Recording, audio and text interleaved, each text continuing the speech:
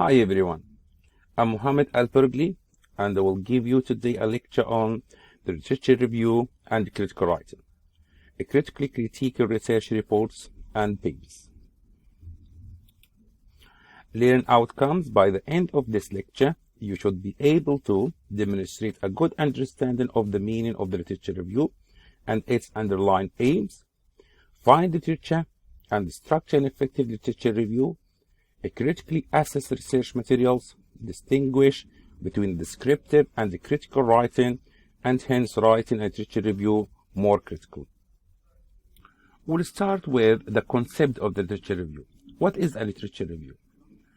As you know, when you are going to do your assignment, your dissertation, thesis, you need to review certain information resources. And these certain information resources can include articles, can include books, for example, can include information published in the social media. But the main question here, what resources you are going to review and rely on in order to do your assignment? You will not be interested in all resources. For example, if your main subject is accounting, you are not going to download and review all the articles published in relation to accounting. Instead, you just need to download, review the articles that are related to your main point of research.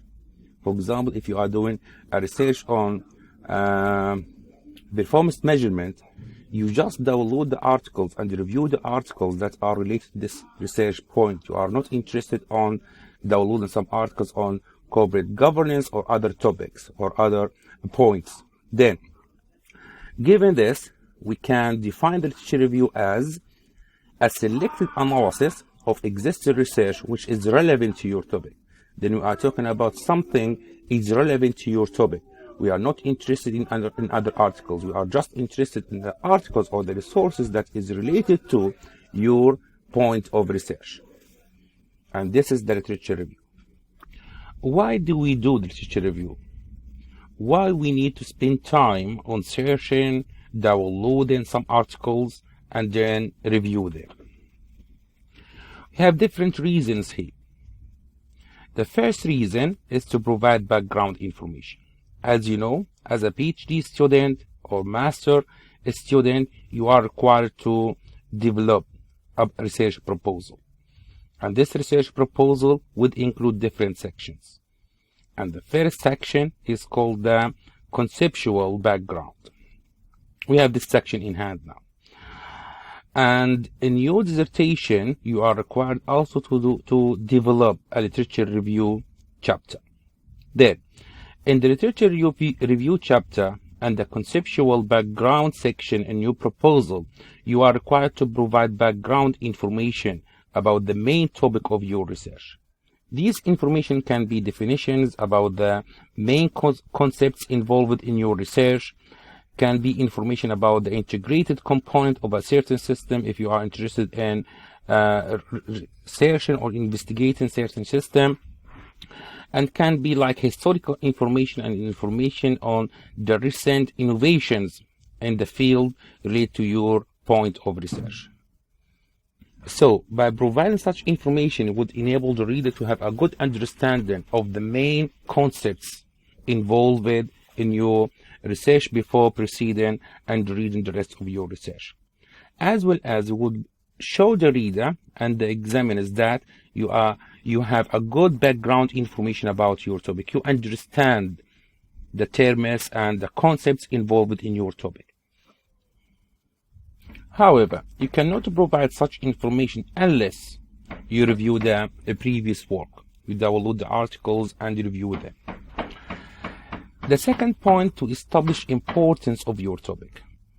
And this would represent the second part of the conceptual background section in your proposal. Here, you need to highlight the importance of your topic. Why you are going to spend time on searching certain points. What is the importance of this point of research? Here, you need to sell your idea. You need to attract the reader. You can say, for example, that this research point is very important for companies in order to improve their performance. This research issue is very important to understand the effect of the surrounded environment on the performance of the company, for example. Therefore, identifying the good ways to deal with the different situation of the business environment. So improving our performance under each different situation.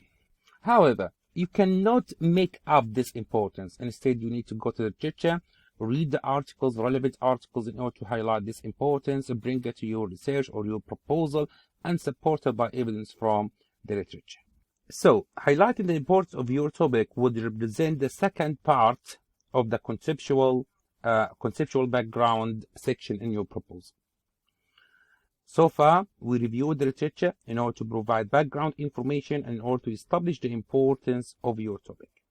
The next reason for doing the literature review is that to demonstrate familiarity with what has been done. Here we are talking about the work of others in terms of what relevant points they have investigated, what relevant findings they have released, for example. And this is very important in order to evaluate the previous work, to analyze it, to critique it, towards identifying the gap in the literature. And the gap in the literature represents something that requires further investigation.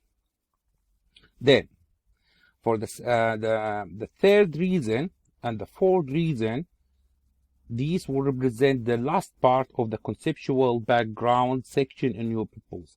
It's very important to review the literature in order to be familiar with what has been done towards identifying the gap in the literature. And as I mentioned before, the gap in the literature, something requires further investigation. Then, once you highlight or identify the gap in the literature, you provide justification for doing your research. You are not interested just in replicating the others or the others' work. No, you have a gap in the literature, and this gap in the literature should be supported by evidence from the literature as well. Others highlighted the importance of doing research in order to fill in this gap which you found in the literature. Then, to conclude, we need to do a literature review. Why? To provide background information, to make it easy for the reader to understand the concepts, the terminologies that we use in our research, to establish importance of your topic. We are spending our time on something that is worth doing, to demonstrate familiarity with what has been done in terms of the relevant points investigated by others, the findings or the relevant findings to our main topic released by others.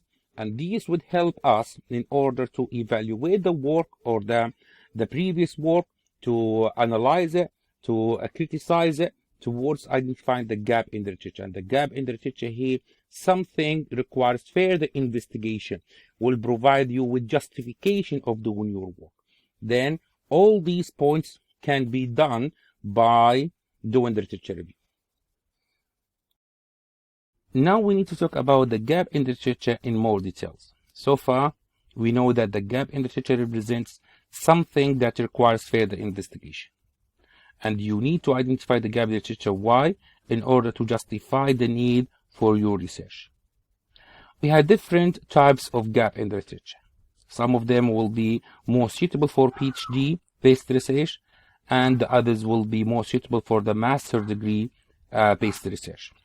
And as we'll see, the first type and the second type will be more suitable for the PhD-based research, and the third type, which I divided between two types, will be more suitable for the master degree-based research. Now we'll talk about the first type of gap. This gap represents a research issue about which no information has been found in the literature. Neither this issue has been identified or empirically tested by the previous research. This means that there is nobody has identified or recognized this issue and written about it in the literature.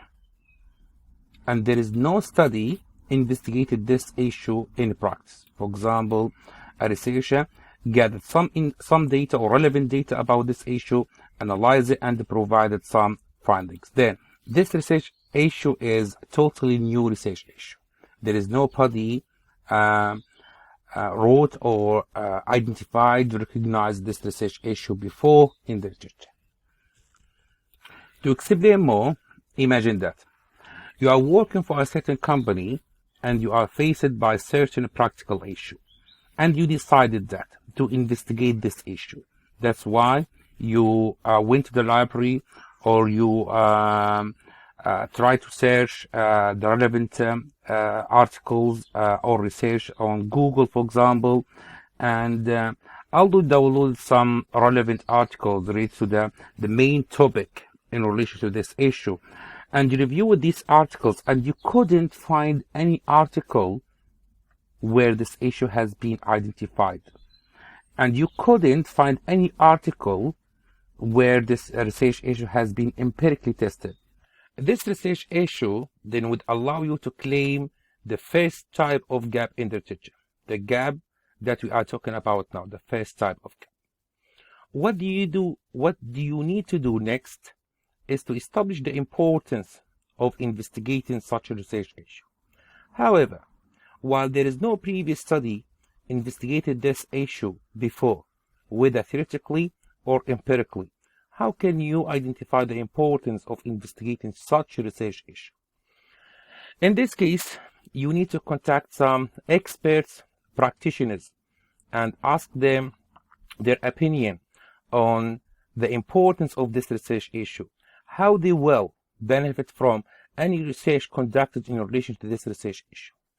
Once you gather the data from the practitioners, you can establish the importance of the research issue, and then you can write the gap in the literature. You can say that, for example, although this research issue is important to be investigated, there is no previous study investigated this issue. Therefore, this research would contribute to the literature by contributing to filling the gap, or this gap in the literature. Now we'll talk about the second type of gap in the literature, which represents a research issue that has never been tested. Although this research issue has been identified theoretically in some articles, there is no study investigated this issue in practice. There is no study gathered some information or some data from the practice, analyzed this data, and provided empirical findings. While this is very important to support our knowledge, support our understanding of this research issue, therefore enabling us to provide better ways in order to deal with this research issue. But in this case, you need to identify the gap in the literature by saying that this research issue has been identified theoretically in the literature, but has not been tested in practice. Therefore, this study, you are talking about your research, this study would contribute to the literature by testing or investigating this research issue in practice, therefore providing the empirical findings. The third gap in the literature, findings about a certain research issue that need further support to their robustness and generalizability. Here we are talking about the credibility of the findings revealed by the previous studies. We are talking about whether we can apply these findings to another cases than those involved in these studies, in the previous studies. The third type of gap can be divided into two types. The first type represents that a research issue has been tested by a limited number of studies. Here we have certain empirical findings about our research issue. However, these findings have been provided or revealed by a limited number of studies. 1, 2, 3, 4, 5 studies. Therefore, we cannot say that these findings are true and are applicable to another cases than those involved in previous studies. Take the example that we have 5 studies investigated the effect of certain system on the financial performance of the company. And they showed that the application of this system has a positive effect on the financial performance of the company, improved the performance or the financial performance of the company. Hey, can we take these findings as fact and therefore recommend the system to another companies in the universe, for example? Absolutely no. Why? Because these findings have been revealed by limited number of studies. And these few studies investigated limited number of cases. Therefore, in order to support the generalizability, the robustness of the findings of previous studies, we need to conduct further studies. And this is the gap in the literature. Therefore, in order to identify such gap, what you need to do, you need to critically assess the number and the quality of the previous relevant study. You need to prove that we have a limited number of studies investigated this research issue. Then, when you write about the gap in your research, you might say that although this research issue is important to be investigated, this research issue has been investigated by a few number of studies. Therefore, we conduct this research in order to test, to support the robustness and generalizability of the findings of the previous studies. The next gap is that there is a research issue about which conflicting findings have been revealed by previous studies. In this gap, we have many empirical studies investigated your research issue. However, these many empirical studies can be divided into two groups. The first group showed certain findings about your research issue. The second group showed totally different findings about the same issue. Therefore, we are in confusion here, whether to go with the first group or to go with the second group. In order to reveal this confusion, we need to conduct further studies in order to support either groups, the first group or the second group. Therefore, in order to identify such a gap, you need to critically assess and compare the findings of previous studies in order to identify the conflicting findings. Often, I recommend these two types of gap to my master's degree students. Why? Because the previous studies would provide you with a clear guidance and a clear path towards investigating your research issue. They will provide you with relevant information resources. They will provide you, or they will show you what points that you need to cover in your research review. They will show you what methodology that can be used in order to investigate this issue, what methods can be used in order to get or to collect the data required for investigating this issue, what methods can be used in order to analyze the collected data and then to write your findings. Now we'll talk about the characteristic of an effective literature review. The first point is relevant. Do not include the work that has no relevance to your work. And as we mentioned before, we need just to include the work that is relevant to our work.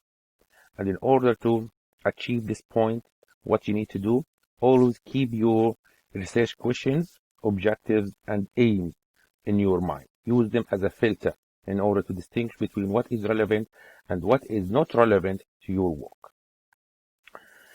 The second point is thorough, avoiding missing relevant work. And this is very important point.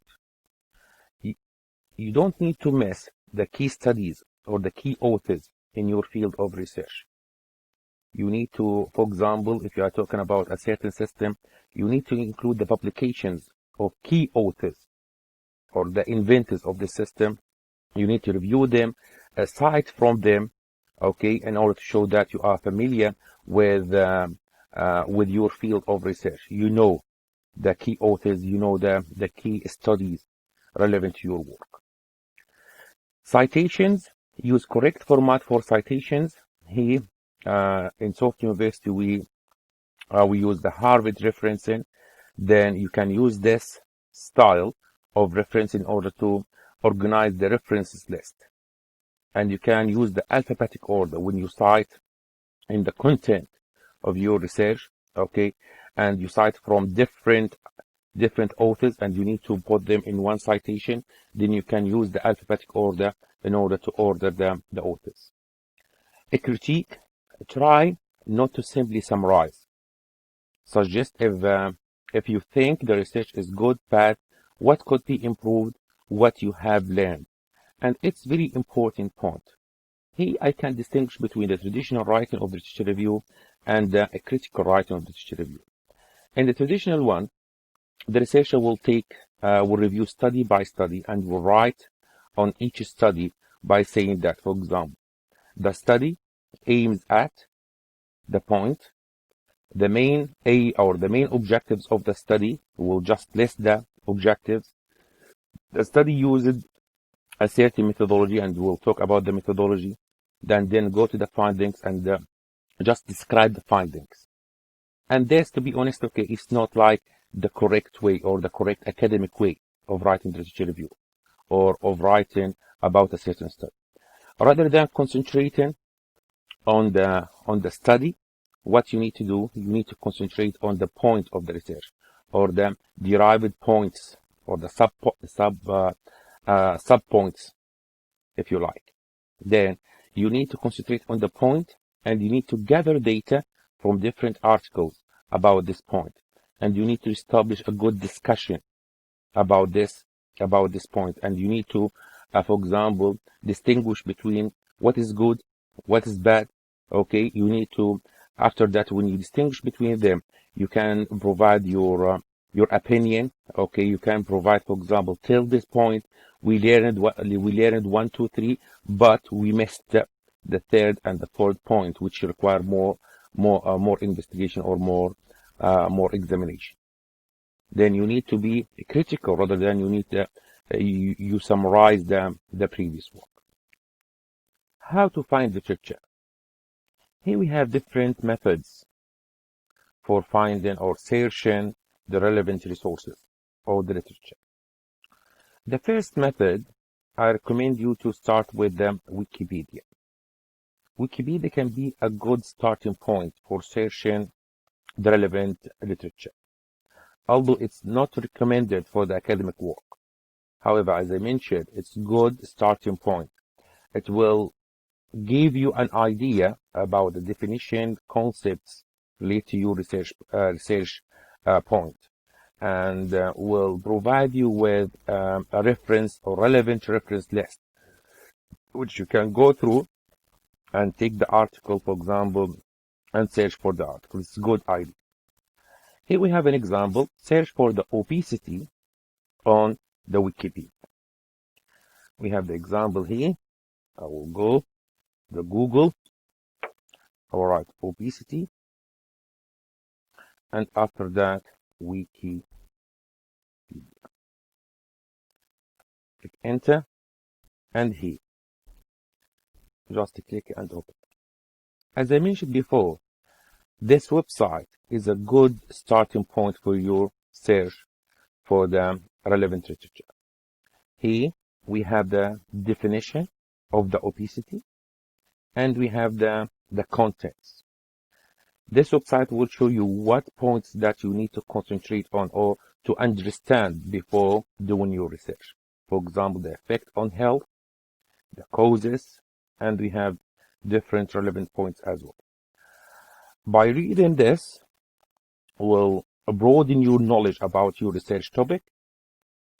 You know what certain points that you need to focus on, that you can take as keywords in order to, for example, expand your search for the literature review or the relevant resources. And here it's the good thing as well.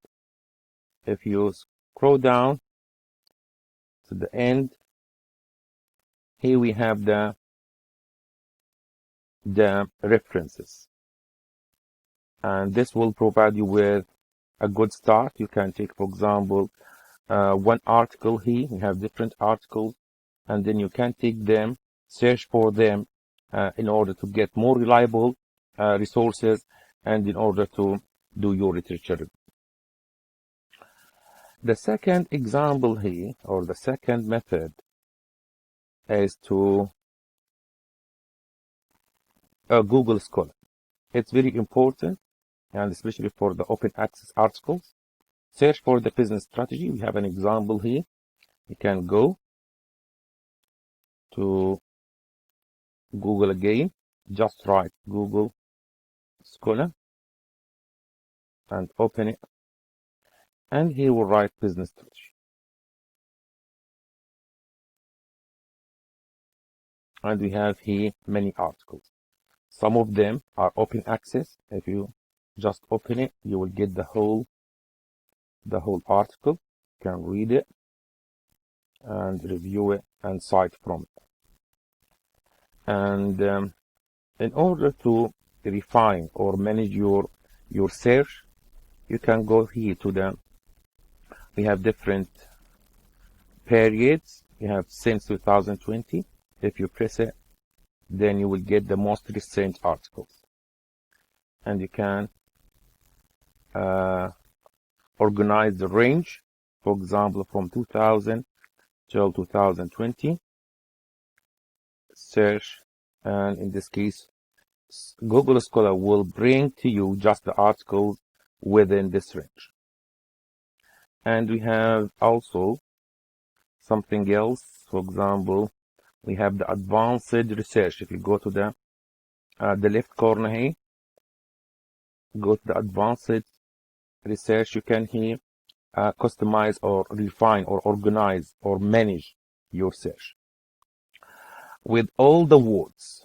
Then we need Google Scholar to bring the articles that include all the words: business, strategy, review, with the exact phrase. If we need to concentrate on exact phrase, for example, here maybe Google Scholar will bring you the articles that include these words separately, not as a phrase. But here, if you put all these here, then Google Scholar will bring to you all the articles include these words as one phrase. With at least one of the words here, Google Scholar will provide you with the articles that include with a business or strategy or review word. Will not be like some of them will include just the word of strategy in this case. Without the words, sometimes you need to exclude some words. Then, for example, business strategy review without the word of non-profit. Then in this case, all the articles brought by Google Scholar will provide you or will include the business strategy review in for-profit companies rather than for non-profit companies. Where my words occur anywhere in the article, then if you choose this one, anywhere in the article, the literature review part, the abstract part, the introduction part, the methodology part, anyway. But I recommend that in order to bring more relevant articles, then put it in the title of the article. Returned articles authored by, here the name of the author. If you have a specific author, you need to write the name of the author here. If you have a specific journal, academic journal, then you need to put the name of the journal. Here the period, you can manage your period, manage the range of the period. Then it's good function provided by the scholarship, by the Google Scholar in order to search for your relevant literature. If you go back, we have the library. We are talking about Salford Library here, and we have many databases. And always I recommend the EBSCO database in order to find the relevant resources. I will show you how to get the Salford Library, then your University of Salford Library, then here, and you can go to the use the library, open it. In this case, you will get this page. Go to the home. Now you can write your keywords here. Here will be recommended to search for. Okay, I'll search for the business touch.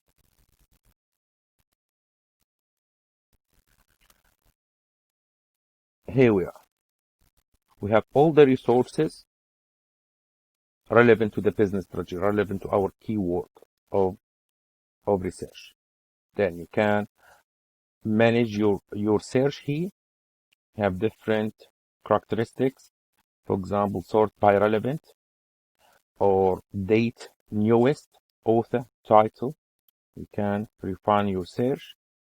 Availability, you have different places here. Resource, newspaper, articles. To be honest, okay, I always recommend the student to use as much as possible from the articles, rely on the articles, because they will provide you with up-to-date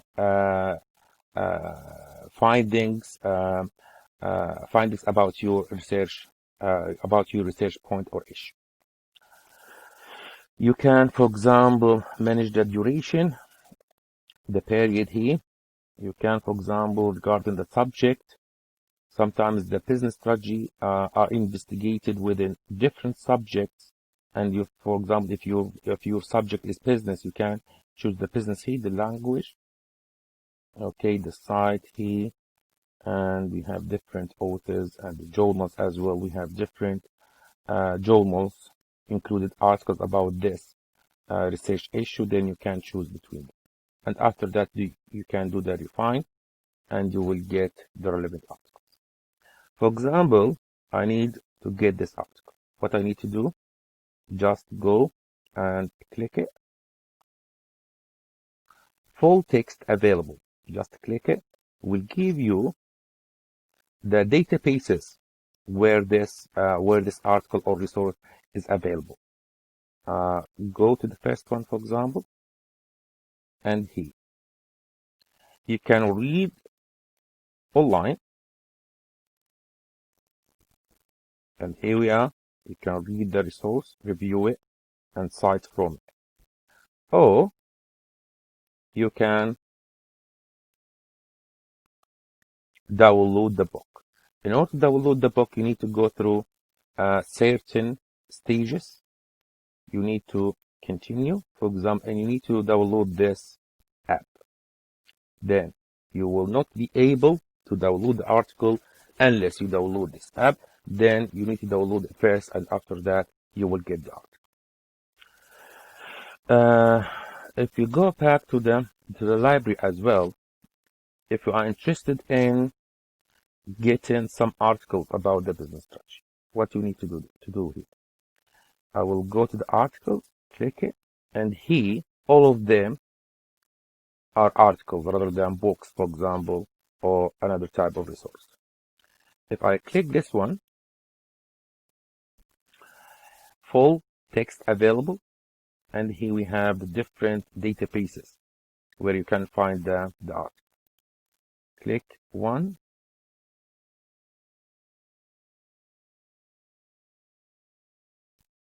and here we are. We have the article here, and you can read it. Sometimes, okay, you need to download the full article, download the PDF.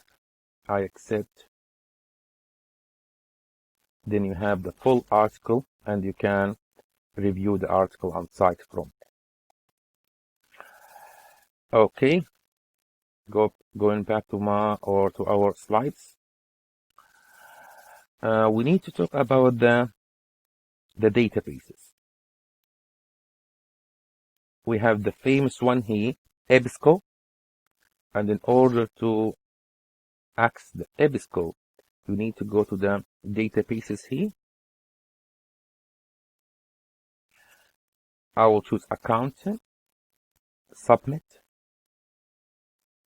Database is the famous database in the field of accounting and business as well. Okay, we'll wait. Okay.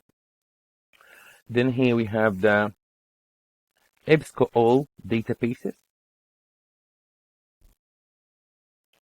Then you have link to the database. All EBSCO databases. And you can select all the fields and continue. And here we are. We have the search engine, which is the databases of EBSCO. I need to show you how to use EBSCO in this case.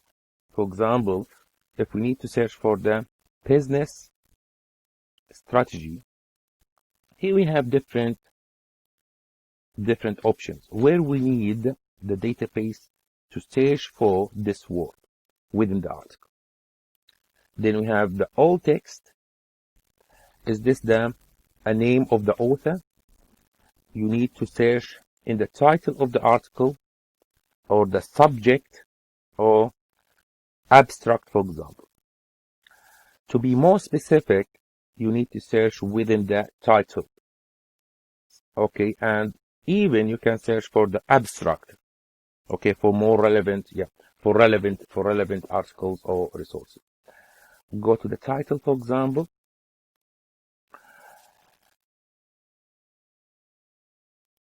Click it, and you will have all the relevant resources here. And you can download the resource just for text.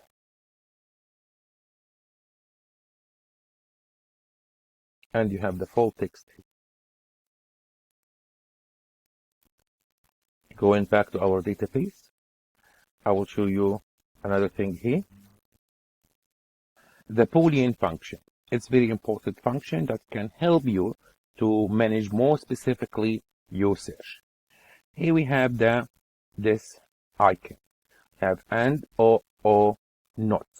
For example, if we need to search for the business strategy and we have, for example, contingency theory.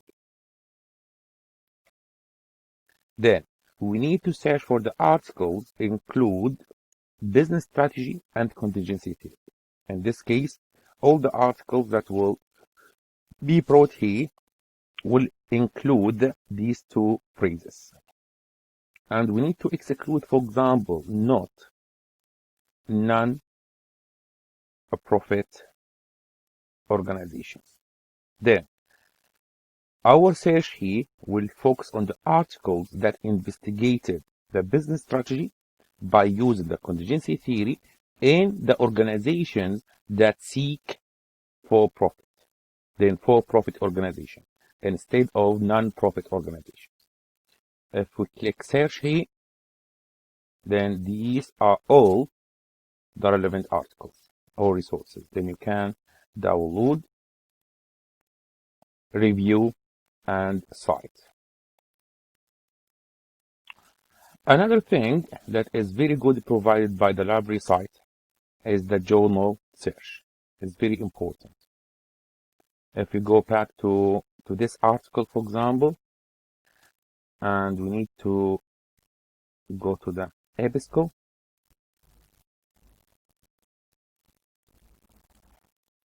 and download this article.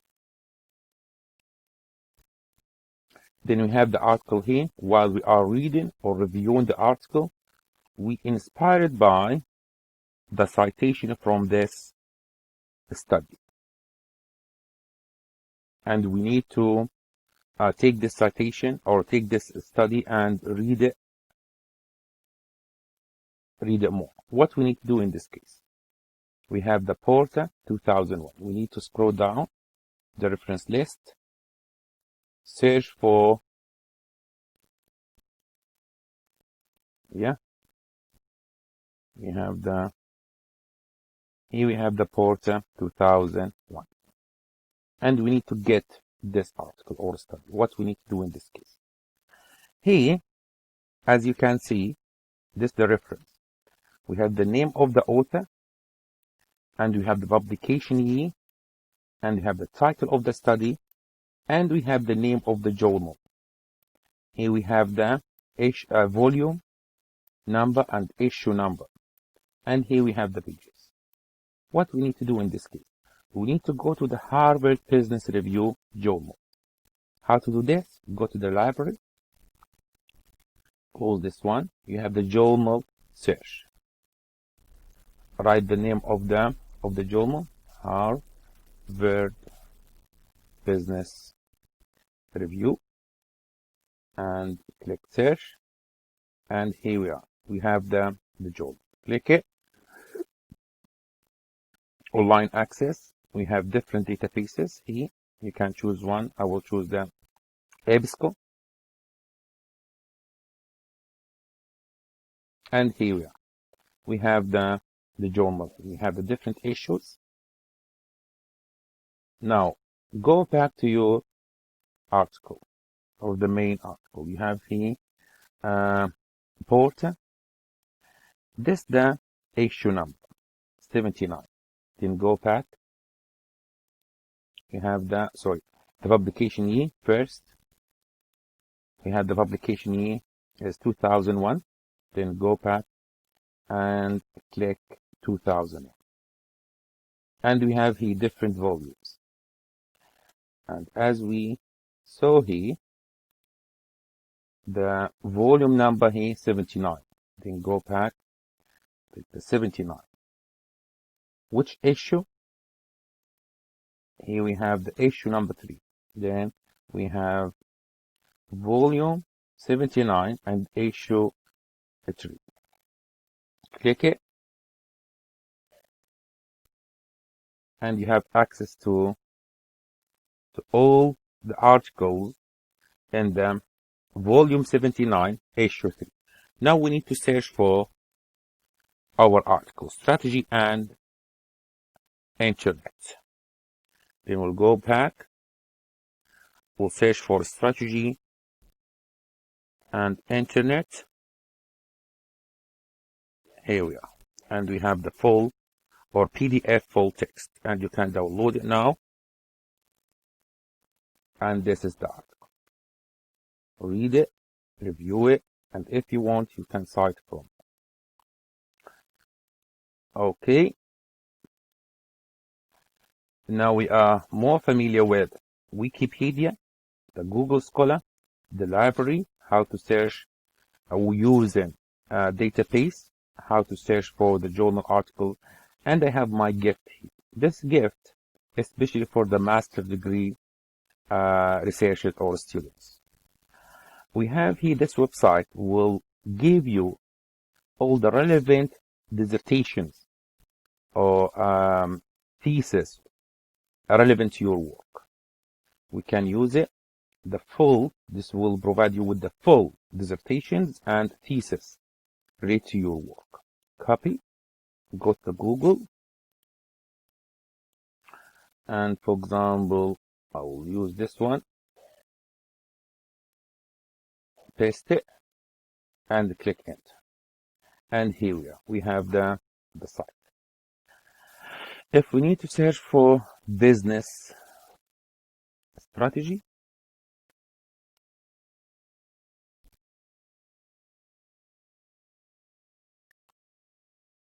here we have all the dissertations or open access dissertations related to your work or related to your work or key research work. You can do that. You can manage your research as well, or you can manage your search according to the publication dates, universities as well. If you have departments, and we have the degrees, PhD and master. Okay, we have the level and language as well, and the countries. Here, for example, if you need to download this dissertation, go to the URL and click it. Yeah, and you have this website where the dissertation is available. Then if you need to download it, what you need to do, go click. I will try this one now. Yeah, we have the full dissertation. The important thing or the useful thing that you can gain from this website, you have the full dissertation. Then you can go through the components. You familiarize yourself with the academic writing, how to write the table of context, how to write the abstract, how to write, for example, the first chapter of your dissertation, which is the conceptual background chapter. It's very important. You need to familiarize yourself with the style of the academic writing. And the dissertation would provide you with a list of relevant resources. Then you can go through the list. Okay, select the most relevant articles to your work, download them using the library and using the journal search functions, for example. Here we have something very important in order to decide whether you need to go and spend time on reading and reviewing the dissertation or no, which is the abstract. Then the first point, you need to read the abstract and decide whether the dissertation or any resource, okay, is relevant to your work and deserve you to spend time on reading and reviewing it. Then this website is very important and it's very good starting point as well, because you need to be familiar with how to write your dissertation, the components, the style of the academic writing before, okay, going and write your research. You need to set the plan. And this, the previous work or the previous dissertations and thesis are the good starting point. They will help you to set your plan or research plan. Then we need to go back here. Browse the content of journal or key journals is very important, and as we discussed before, and you can get this function on the library website. If you go to the library, yeah, use the library, and we have the home, and we search it for the business strategy before, and as I mentioned before, this one, the journal search. If you have a certain journal in your mind, okay, then you can write the name of the journal and browse the journal. Here we finished with how to find the literature. Then, good starting point to good point to start with the Wikipedia. Go to the Google Scholar. We have the library, and we have the EBSCO as a database for the business subject or the accounting subject. We have the open access resources, and it's very useful website. And you can use the library in order to search for key journals. How to search? We have different steps here, which are linked to each other. You need to start with what is the key phrase or word. That's why I advised you to start with the Wikipedia, because Wikipedia will help you to identify the key phrases or words. Then you can use the speech marks around your key phrase in order to force the search engine to search for this particular or exact phrase. Use the Boolean logic, as I mentioned before. If you search for different or related points, research points, you can use and or not, provided by the Boolean logic. Look at the reference in the key papers. It's very important when you review the article or you review the paper, you go and even review the references list.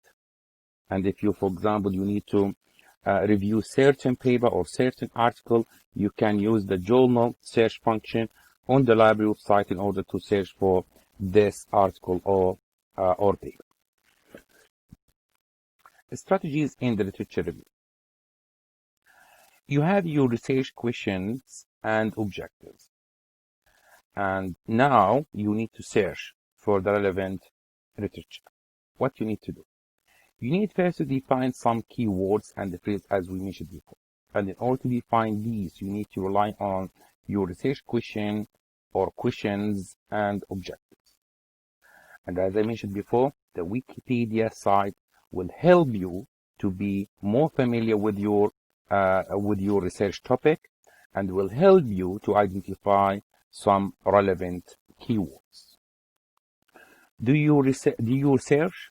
You need to search for the keywords or phrases using the search engines. As I mentioned before, you can use the Wikipedia, you can use the Google Scholar, you can use the library website, and you can use the open access resource website as well. Obtain relevant literature, download them, critically read the relevant literature. Here, we emphasize critically reading. This means that you need to evaluate. While you are reading the article, you need to evaluate the quality of the article. And you will be able to do this as you read more articles. You don't need just to take the information or the findings provided by this article as facts. Rather than you need to evaluate them. You need to analyze them. Start drafting review. Here, as you know, you have the literature review chapter. and you need to start based on your revision of the articles that you downloaded. You need to start drafting your literature review chapter. As we mentioned before, in your literature review chapter, you need to include background information about your research topic or research point. You need to review and critically discuss the previous studies towards identifying the gap in the literature in which your research would contribute. Evaluate and go to one. Then evaluate your draft and identify what you need more in order to complete your literature review, and therefore go to the first step, define some keywords and phrases, and go through these sequential or these next steps, and redefine your keywords if necessary. Build up your critical review of literature review. Then these are the stages in the literature review.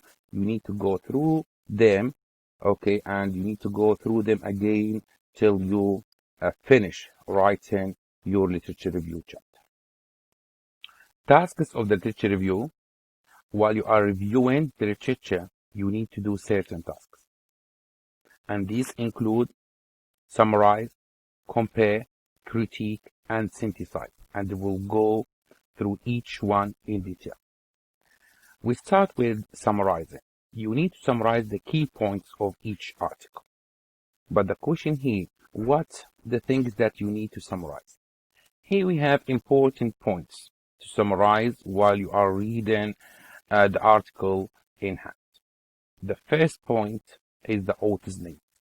Why do we need to summarize the author's names? In order to remind ourselves whether we reviewed the articles of the key authors. Then we don't need to miss or avoid the relevant work. We don't need to miss the publications of the key authors. The year in which the study was conducted. This one is important as well, because maybe the last article or study concerned with your research topic is published in 2000, and now we are in 2020. Then the gap, the time gap, can be like a reason or motivation for conducting more studies. The context of the study. We are talking here about the country, and it's very important in order to, if your research is concentrating on the context contribution here. For example, if all the research that you reviewed, okay, conducted in another company that your home country, for example, and you need to bring relevant data from your home country, then if you can prove that all the relevant studies conducted in, for example, developed countries, and we need some additional evidence from the less developed countries, then this will be good in order to justify the need for your research, and therefore, for example, achieving a context contribution. How they introduce the subject of the study and its importance for research. As we mentioned before, in your conceptual background section of your proposal, it's very important to highlight the importance of your topic.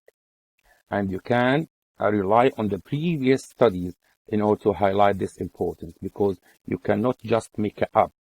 You need to highlight the importance of your topic and support it by evidence from the literature. How they identify the gap in the literature, and it's very important and a crucial point. You need to identify the gap in the literature in order to justify the need for your research. And in order to learn how to identify the gap in the literature, you need to summarize how others identify the gap in the literature. And in addition to this, the previous work will provide you with evidence. You can cite from the previous work in order to support the existence of the gap in the literature. The study main aim and questions, it's crucial, because you don't need to include the previous studies that are irrelevant to your work. Then you need to summarize their aims and the questions as well. And you need also to summarize the objectives of the previous work. The methodology of the study, it's also a crucial point to be summarized. Why? Because you will search in relation to the same research point, and you need to know what methodology that is appropriate for doing so. Then you need to summarize the methodology, and after that, in your methodology chapter, as you know, you need to decide on which methodology that you will follow or will apply in order to do your research.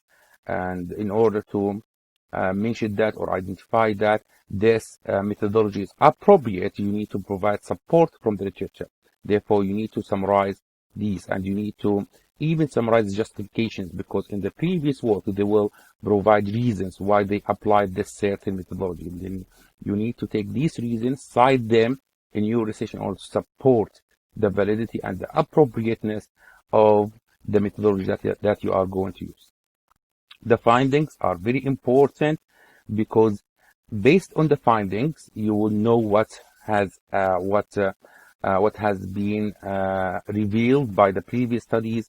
You will determine what is required further in order to broaden our knowledge about your research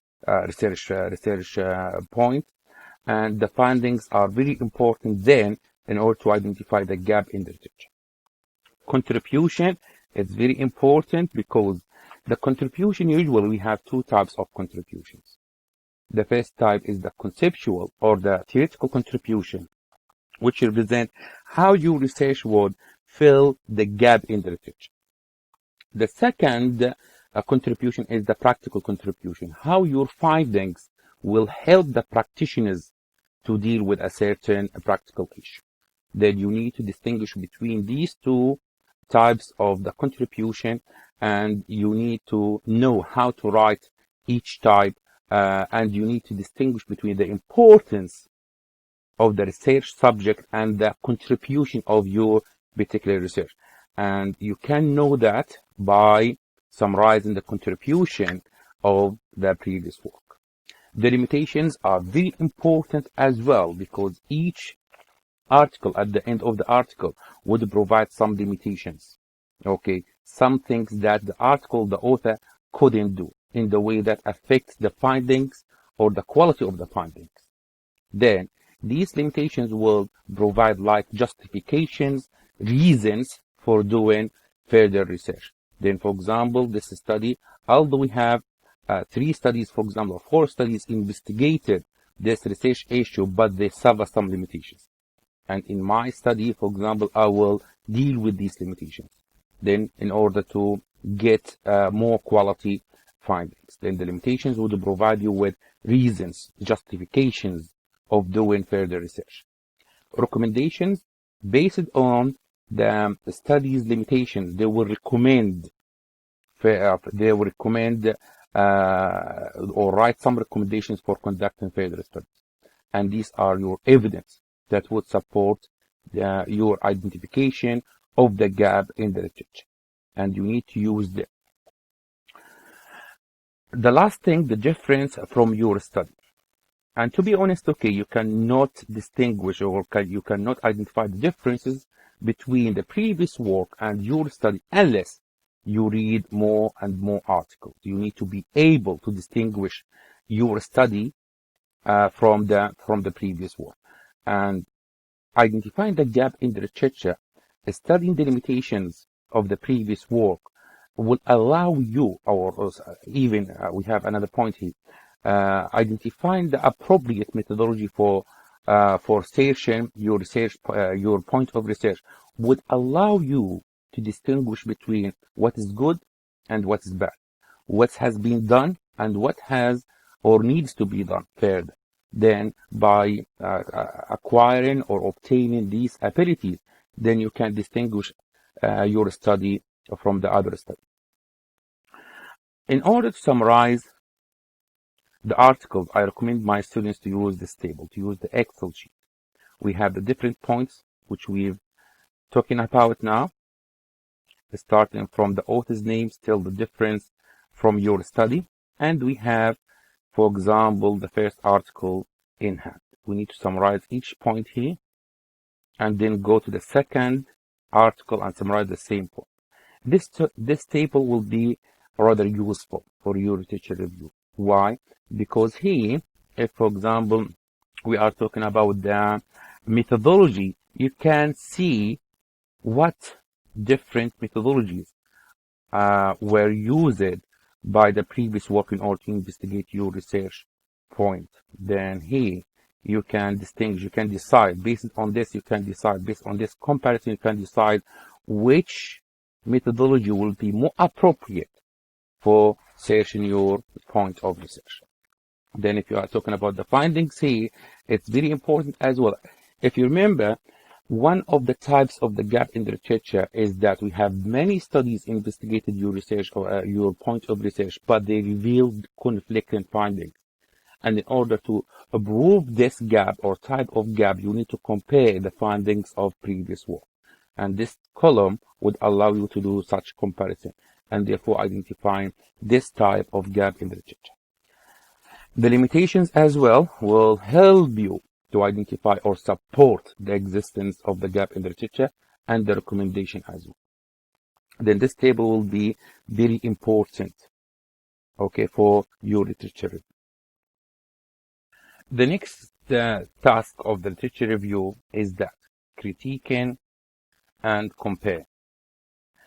Evaluate the strengths and weaknesses of the work. You need to evaluate the strengths and weaknesses of the article or the resource in hand. You don't need to be descriptive. You don't need to take all what you read as facts. Rather than you need to critique, analyze, evaluate the article that you are reviewing. What is new, different, or controversial? You need to this one. That's why I recommend you, or it's a good way or recommended way is that to evaluate what you are reviewing. Okay, when you compare articles, you can see has this article improved on another articles, for example?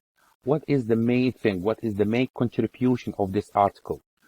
Then you need to evaluate the article. What views need further testing? And it's very important while you do the comparison across or between different articles.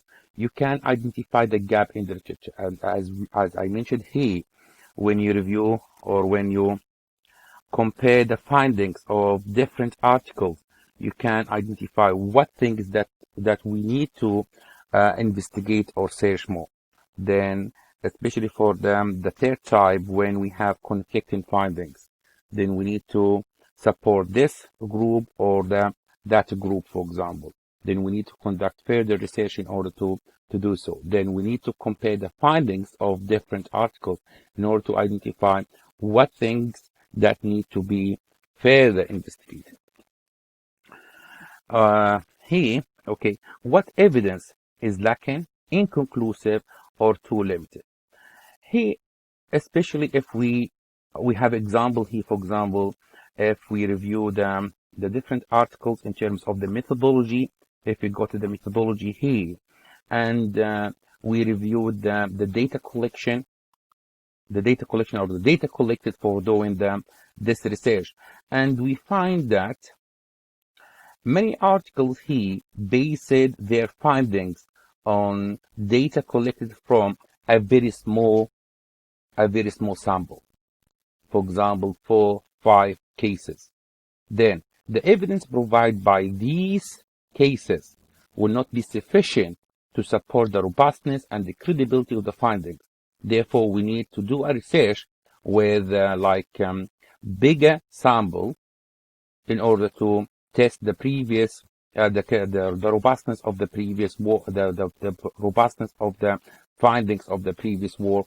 And this is very important. You need to be you need to critique, you need to criticize, you need to carve the space of your research. Then you need to identify this point.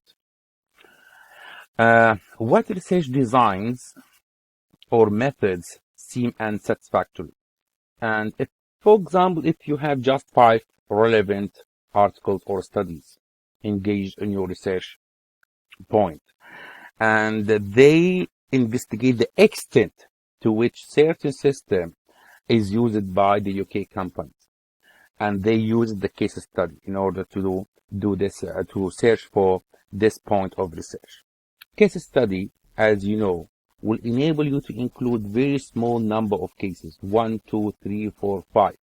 And the findings based or the obtained from using the case study will not allow you to answer your research question that to what extent. To what extent means how many companies or how many UK companies apply the certain system. Then by investigating or by using the case study methodology here, you cannot answer this question. That the case study research will not be satisfactory or will not be suitable or appropriate for investigating this type of research question. Then you need to evaluate the work of others. You need to carve a space for your research. You need to identify the gap in the literature. You can do this one by doing the comparison or comparing the articles that you review. As I mentioned before, you need to establish such this table.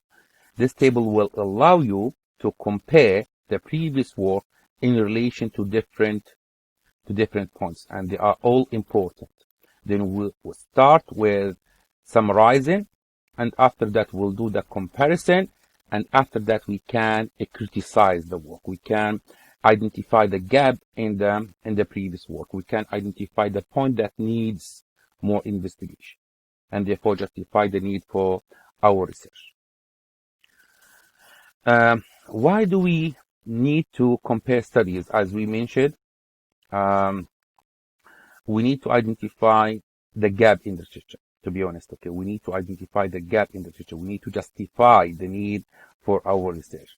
Here I mentioned the contradictions between the papers, the conflicting findings, and this will be a suitable gap for the master degree researcher. Then you have many studies investigated the same point. However, we have two groups here.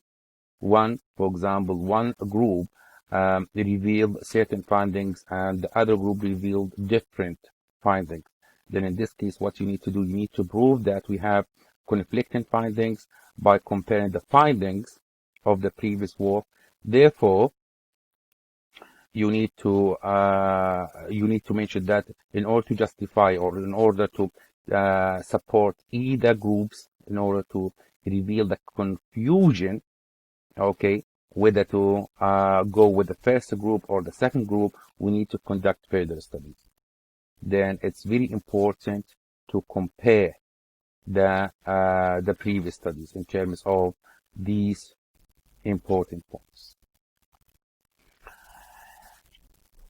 Another reason is that has one study improved on another, and it's very important reason for conducting the comparison across them or between the previous study. Why? Because we need to know how our study or how your study or your research would improve on the previous study.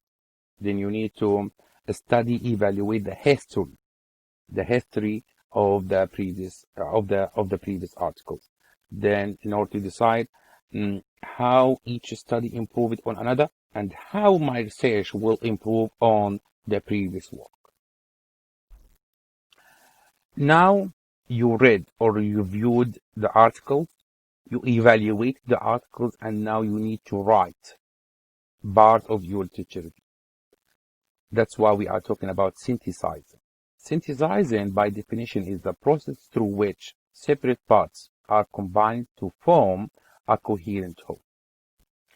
As I mentioned before, we have two different styles of writing the literature review. The traditional one, if you are you need to write about the previous work, then you take the article and you summarize the article. Just as I mentioned before, this article aims at, and you put the main aim of the article, and after that the main questions of the article are, and you list down the questions or the objectives or the objectives or the questions, and after that you summarize the methodology, you summarize the findings of the article. And this is not the appropriate way of the academic or for the academic writing.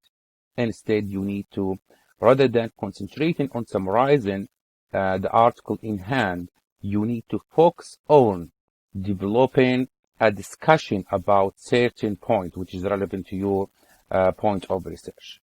Then you don't need, for example, to summarize an article. Instead, you need to use different articles in order to make a good discussion about a certain point which is relevant to your research point.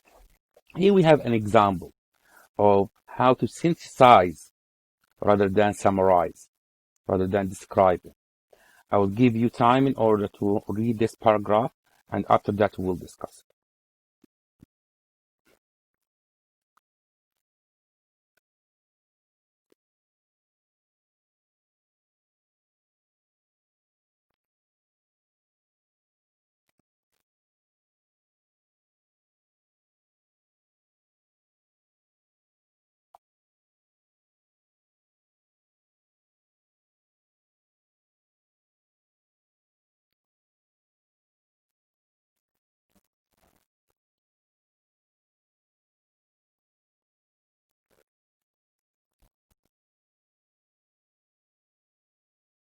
Here, as you can see, the author focused on certain point related to his point or her point of research, which is the childhood obesity, rather than focusing on a certain article and summarize the main points of the article.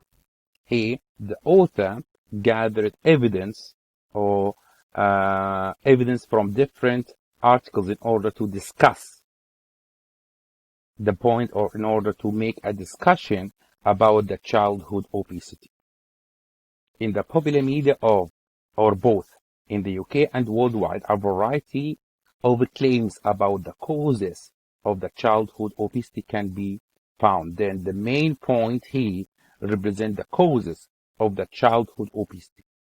For example, blaming childhood obesity on the partner's neglect.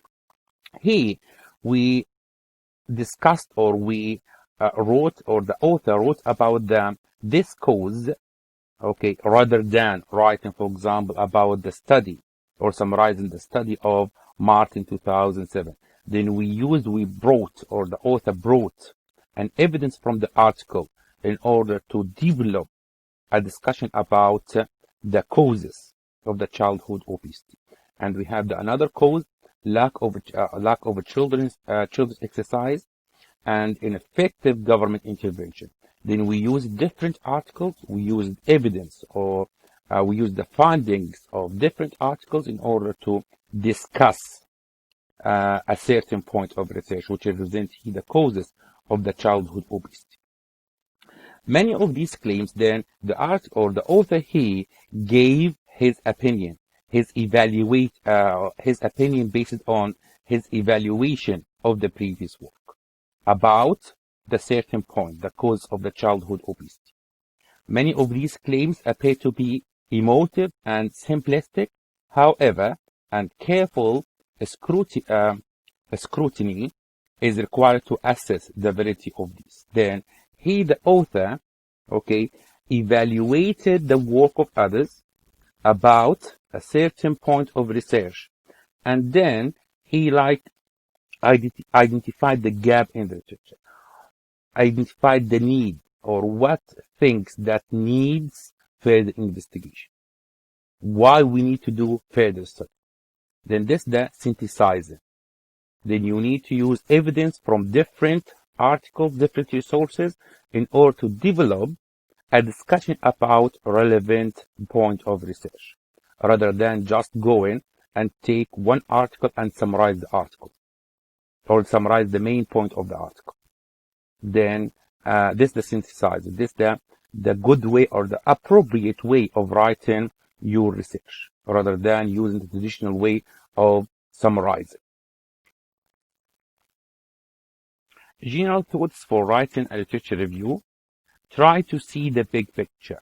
Try to review all the relevant work, all the relevant previous work. Okay, you don't need to miss important and key studies or the publications of key authors. Do not include everything you have read. Instead, you need always be guided by your research questions or your research aim or objectives. Then you need to be selective rather than including everything that you read. Balance summary and analysis as you write. Okay, we mentioned that you need to be more critical when you write or when you read and write your literature review. However, in some parts you need to summarize. You need to provide descriptive findings, or you need to you need to provide descriptive writing. And these parts can include when you write about the definitions of certain concepts, okay, when you write about the history of a certain system, or the development of a certain system. For example, you need to describe rather than analyze. Then you need to do a good balance between summary and analysis. Analysis and criticizing it's very good when you discuss the previous work, when you need to establish a good discussion about certain point. Then you need to evaluate, you need to analyze. Why? Because you need to carve space for your research. You need to identify the gap in the literature. You need to provide justification for doing your research. Keep in mind your purpose for writing. How will this review benefit audience? And this is very important. Audience or decided to read your article because you are interested in searching certain point which is attracted them. Then always you need to be your writing always need to be relevant to your research question, your research purpose. Okay, and as I mentioned before, in the first chapter or the introduction chapter, and in the first section, which is within the conceptual background section, you need to provide background information about your topic in order to make it easier for the reader to understand the concepts that involve it in your research, in order to make the main point of your research clear for the readers. You need to engage them. Always write the things that's relevant to your or lead to provide answer to your research question. How does this review contribute to your study? The main point of your study to achieve a certain purpose towards contributing to filling the gap in the literature. Then always be guided by this. Then your writing should help you to achieve this goal of filling the gap in the literature and then achieving your contribution. Be very careful about referencing. Here I provide you with the link. You can go and read about different types of or the different styles of referencing. And as I mentioned before, we have the Harvard reference style and is recommended and so for the university. Now we'll talk about the critical thinking. What does critical thinking mean? As you can read here, it's about not accepting what you read or hear at face value, but always questioning the information, the ideas, and the arguments you find in your study. Then, while you are reading and reviewing the articles, you need to always analyze, evaluate, and critique what you read, rather than taking all the information or all the findings provided by the previous work as fact. Why we need to critically review or read the previous work in order to first to decide whether we need to spend time on reading a certain article. And as I mentioned before, we need to have a quick look at the article by reading the abstract of the article or by reading the conclusion of the article. Therefore, you can, for example, decide on the quality of the article. Therefore, you can decide whether you need to spend time on reviewing the article in detail or not. The second reason is that why we need to critically review the articles in order to identify the gap in the literature. We need to provide justification for doing our research. Then we need to identify the thing that needs further investigation. without critically reading or reviewing the previous work, you will not carve space for your research. Then critical thinking is hence about questioning and reading with an open mind. What does critical thinking involve? Then the critical thinking involves different points. The first one, understanding other people's perspectives. When you read a certain article, you need to understand the perspectives of the author. Think about the main ideas of the author's work and their perspectives. What is the main purpose of their research? Why they need to search or why they searched this point of research. Then you need to highlight the importance of doing so. Okay, you need to identify how they identified or what is the reason, what is the justification for searching this point. Where did the idea stem from? What evidence they have to support their view? Have they supported their view by evidence from the literature or not? For example, if they provide some relevant citations in order to support the certain point.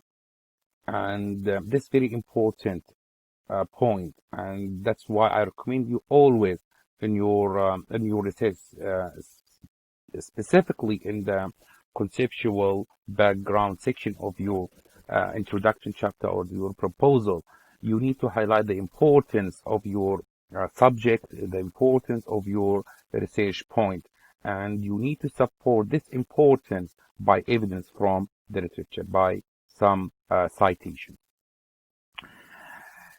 Doing so will show the reader that you are investigating an important point, and this will have a positive effect on the quality of your work and the ability of your work or your research to attract readers.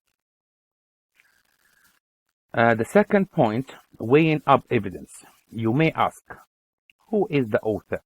And this one is very important in order to decide, in order to do the timetable or the time schedule for doing your literature review. You need to start with the publications of the key authors before, okay, the less popular authors. And that's why the evidence from the key authors will be more reliable, okay, will be like more trusted than the others. How they justified their ideas. And this one, as I mentioned before, you need to evaluate whether they provided evidence from the literature in order to support their idea, whether they developed like a good discussion in order to support their ideas or not. And this will affect the quality of their work and therefore enable you to decide whether to read this article, to spend time, and how to discuss this article or how to use this article in your literature review. What methods did they use? And this very important thing, this will provide you with indication about the quality of the work. Have they used the appropriate method for searching this specific point or not? And as I mentioned before, we have different research methods, including the case study research method and the survey-based study. Therefore, you need to see the evidence that they provide in order to support the appropriateness of the method that they use in order to investigate their research point. Then you need to see whether they provided such evidence from the literature or not. The second or the next point is that, are there any flaws in their research or argument?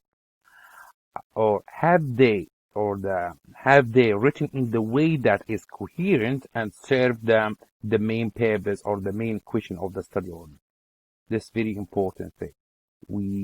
In order to evaluate the quality of the other's work, you need to evaluate whether they included the relevant things and excluded the irrelevant things or not. And this is one indication about the quality of the work. What the implication of their findings and how they can be applied.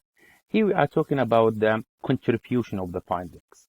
Okay, then in order to provide or in order to contribute to the literature, you need to identify the gap in the literature. Therefore, you need to evaluate how they identified the gap in the literature, how they supported the existence of this gap, and how their findings contribute to filling the gap in the literature.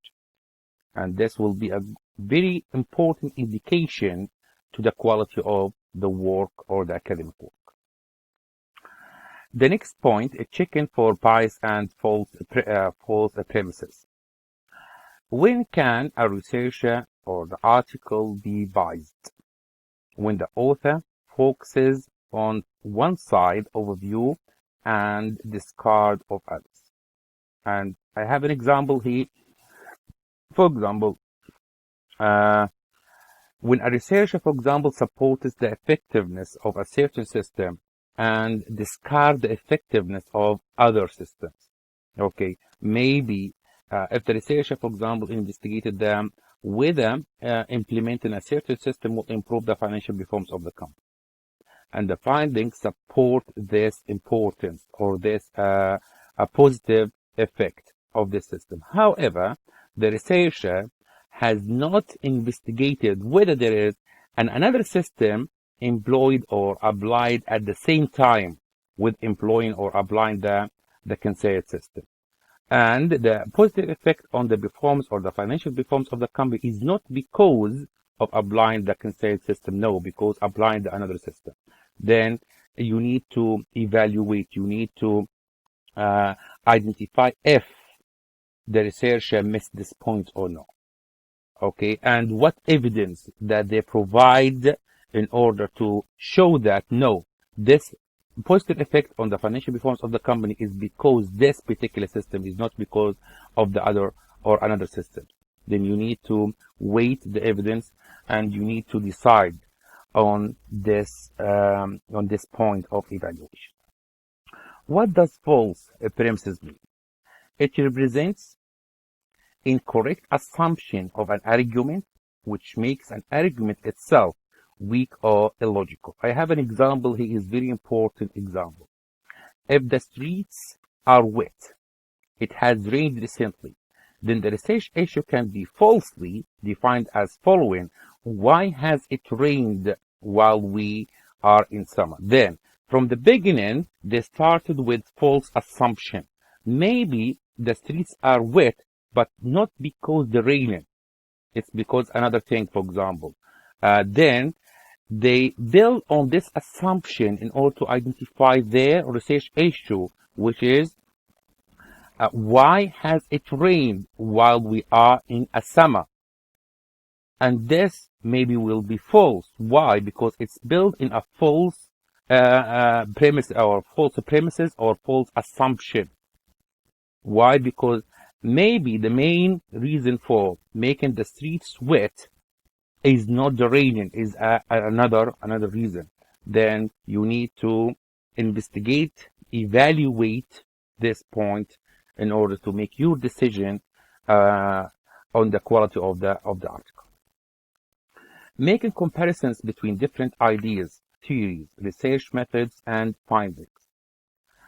And as you can read here, this would include considering the similarities and differences, and where there is an overwhelming evidence for a particular argument or approach.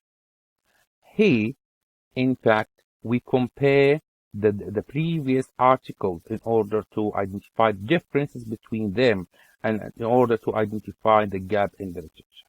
You need to compare their findings in order to identify if there is or if there are conflicting findings, therefore identifying the third gap in the literature. You need to compare them in order to identify, for example, the most methodology used in order to investigate this research issue. And after that, you will be able to evaluate the article in terms of the methodology. Why? The majority of the studies use the case study, while this particular study uses the survey-based study or the survey-based methodology. Then you need to evaluate. And after that, for example, what evidence they provide in order to support the appropriateness of using this method, which is the survey-based method. Then you need to do the comparison. You need to be equipped by the evidence or the knowledge that would enable you to make your judgment about the quality or the appropriateness of using a certain method. Then you need to do the comparison. The comparison will allow you to be more knowledgeable about them. When we can use certain methods, for example, will be more knowledgeable about identifying the gap in the literature. Well, then you will be able to identify the gap in the literature. You will be able to identify the appropriate method for investigating this certain point of research. Then this point is very important point for the critical thinking. You need to read different articles. You need to compare them in order to know what is the overwhelming evidence. What is the overwhelming, for example, method used in relation to your research point. And after that, you can evaluate the work of others. You can make your judgment. You can identify what things that need further investigation and how these things can be investigated. Questioning is a key aspect of critical thinking. We have different types of questions. Some of them will allow you to describe. Some of them will allow you to analyze, evaluate, and critique. You need to ask the right questions when reading the work of others. We have the first group of questions here. We have the what, who, when, and where questions. And as you can read here, they help in providing descriptive background information. Then they will help you to write the first part of the conceptual background section in your proposal or the introduction chapter of your thesis. They provide contextual or sense-setting materials. For example, what is the main research issue? Who are the authors? When was the data collected? Where was the research conducted? All of these questions will help you to provide descriptive background information about your research points. The second type of questions is how question. This requires the consideration of the way of something operates or works. This will move the function of your work from being descriptive to being analytical. For example, how the data was collected, how the data was analyzed, how the findings was, for example, revealed based on which data, for example, based on using which analysis method. Then you need to ask the how question in order to start, in order to introduce for, or in order to introduce to the analysis stage, or the analysis stage, in order to analyze the work of it. The next type of questions is the why question. It takes you deeper into the analytical territory. It gets you to find reasons and logical explanation of causes. For example, you can ask why this issue of research is important for investigation, why this certain methodology was used, why these companies, people were selected for investigation. Then you need to ask the why question in order to get the reason.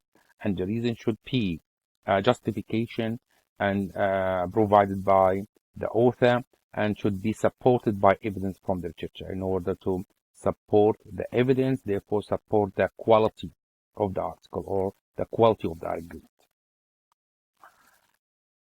The next type is what if question. It moves you to more evaluative stage of your thinking. It helps you to consider the test, or to consider and test out the possible results of a particular action. We have examples here. What if an alternative method was used? For example, rather than using the case study, what findings and what benefits that we can gain if we use, for example, a survey-based method? Then what if? Does this method will provide more benefits, deep investigation, more reliable findings in comparison to the used method or not?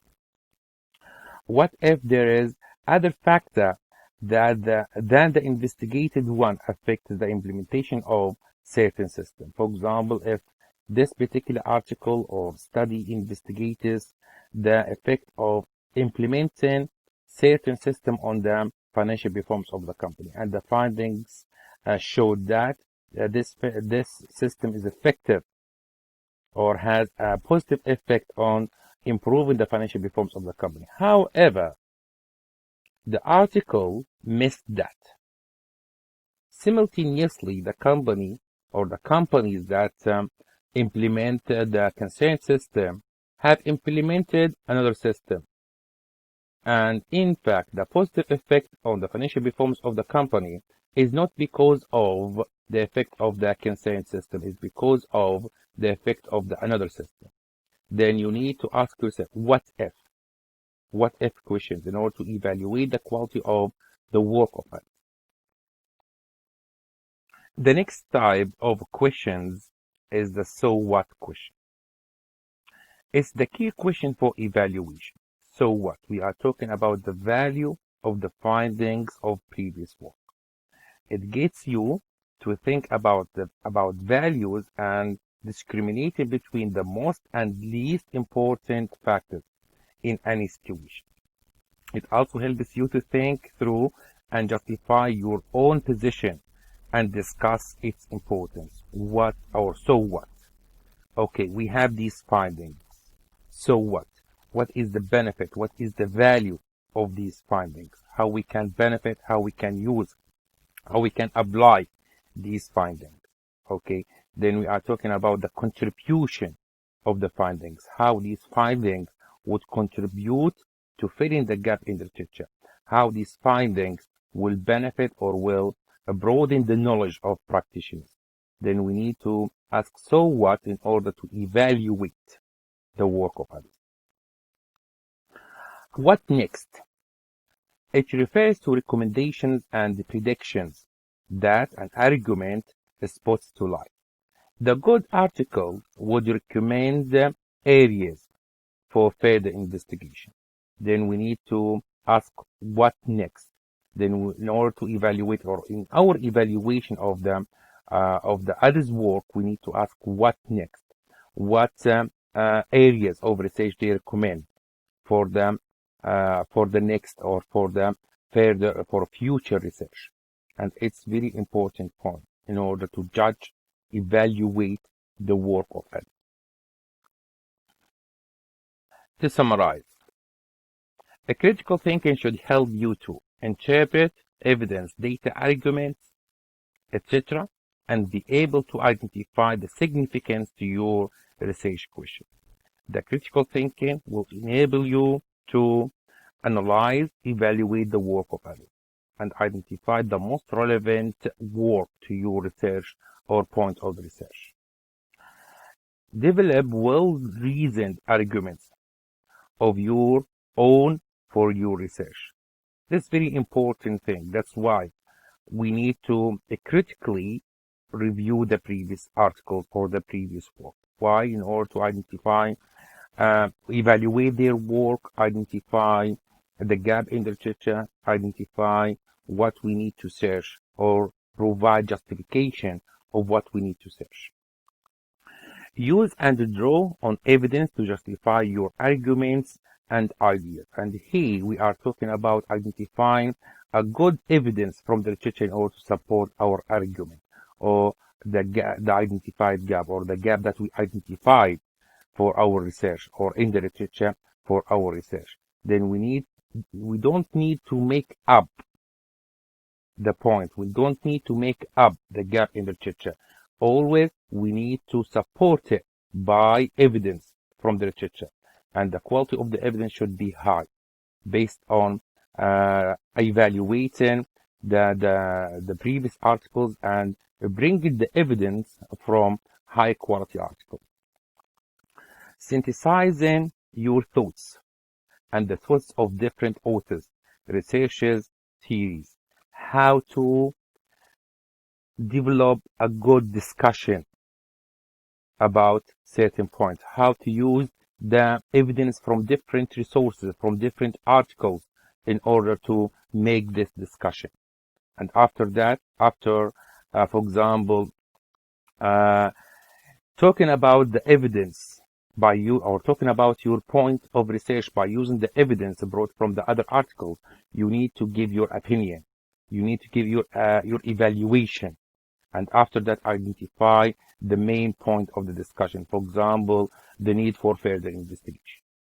Then the critical thinking will allow you to do all of these things. Then I need to remind you that you don't need to take all what you read at a face value.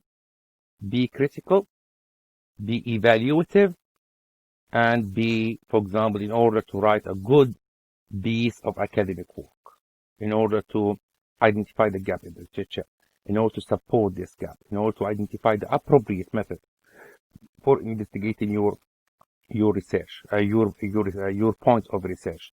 You need to identify the appropriate analysis methods in order to analyze your collected data, and so on. Then the critical thinking will allow you to do all of these things towards providing a good piece of academic work. Now we reviewed the previous work critically, and now we need to write our literature review. But we need to write it critically as well. That's why we have here the critical writing. A critical writing is different from the descriptive writing. It involves more discussion, analysis, and evaluation than does descriptive writing. We have here three types of writing. We have the description or descriptive, we have the analytical, and we have the evaluative.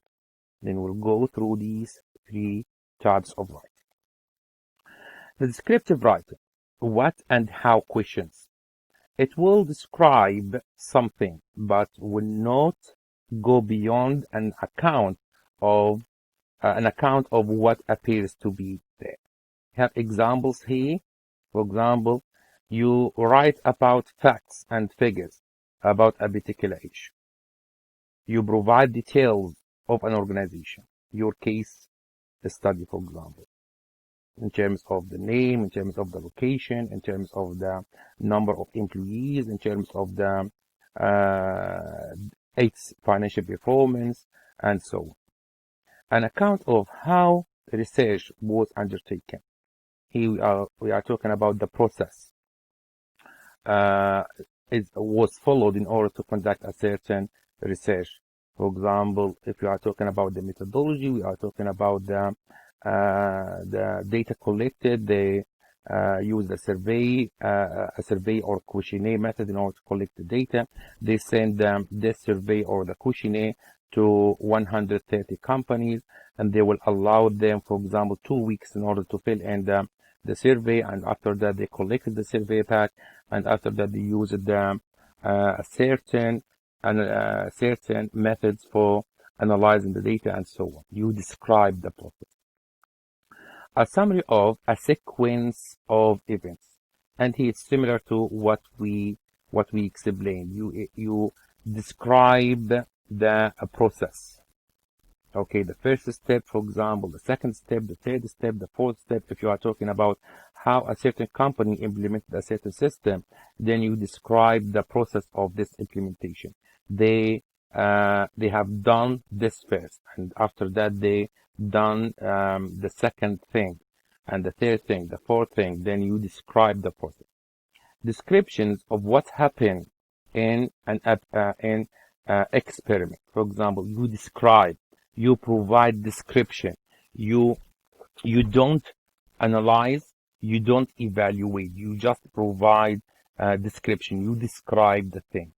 And if we talk about the article here, or reviewing the article, or writing about the article, this will represent a previous article I'm talking here.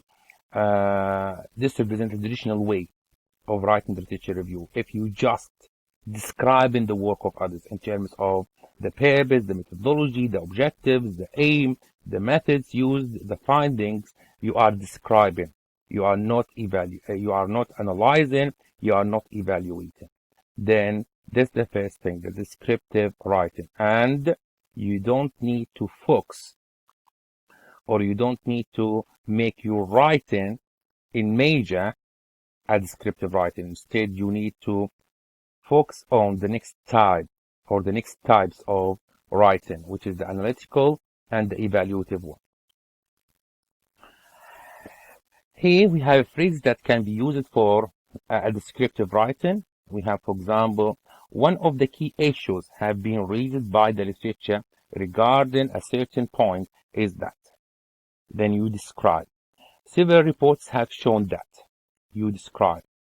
As mentioned in the literature review, you describe what have been involved or what have been revealed by the literature review. It has been suggested that, and then you provide the citation. Prior studies have noted the importance of.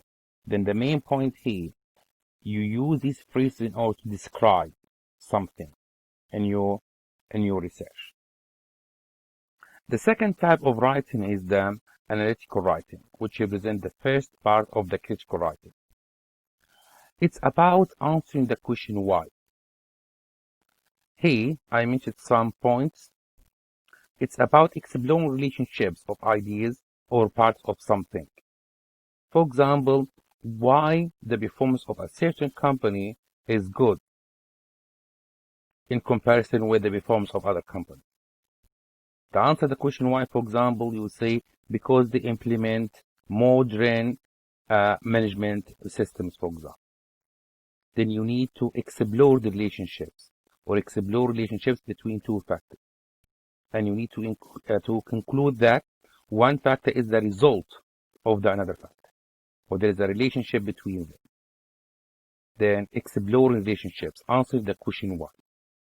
Providing possible situations and alternative responses. For example, why some companies that implement certain system has improved or have improved their performance, while other companies which implemented the same system have not improved their performance. For example, you provide different situations and you need to provide the reason, the cause of this. Why? Because in the first group of organizations or the first organizations, they implement the system inconsistent with the demand of their business environment.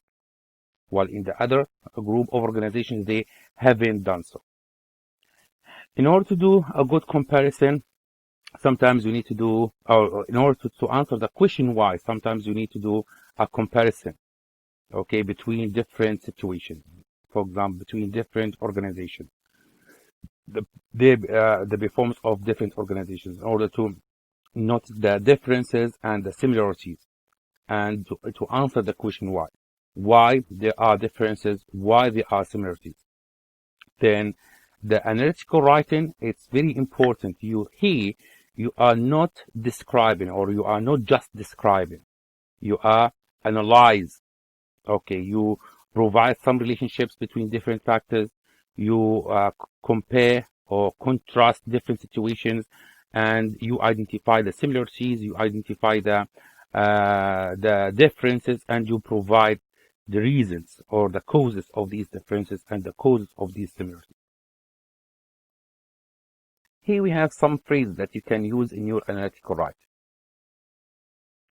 For example, we have a possible explanation for this might be that. Another possible explanation for this is that this result may be explained by the fact that these differences can be explained by the inconsistency, or this inconsistency may be due to. Then you can use these phrases in order to introduce to, or in order to start your analytical writing. The third type of writing is the evaluative writing, which represents the second part of the critical writing. Here, the evaluative writing represents the answer for the questions why if, or what if, or and so what. Then here you are evaluating, you make judgment on the quality of something. Okay, you provide your opinion, you conclude your findings, you give the results. Okay, outlines implications and solutions, and draw conclusions. Then after analyzing a certain situation, do some comparison in order to enhance your analysis, you will arrive at the point where you need to make a judgment. And this is the evaluative writing. You need to give your opinion, your judgment, or your findings. In addition to this, based on your judgment, based on your findings, you need to make some recommendations. What we need to do. Okay, so what? And the evaluative writing, here you need to write, or you need to, in order to do a good evaluative writing, you need to view something from different angles. Sometimes, okay, in certain situation, you will find that if you are interested in investigating the effect of a certain system on the performance or the financial performance of the company, the previous studies mentioned that this system is an effective system in some organizations and is ineffective system in other organizations. And this the result or the findings, their findings. Here, you need to evaluate. You need to evaluate the problem from different angles. You need to ask yourself, okay, why the system is effective in some organizations and why is not effective in other organizations. Then you need to do the analysis. For example, you're thinking about the effect of the business environment in or on the implementation of this system.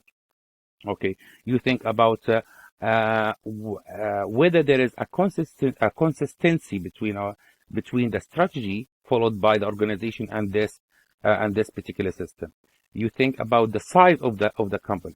Then you need to think about different things in order to analyze and evaluate this research issue. Then after that, you need to make your judgment.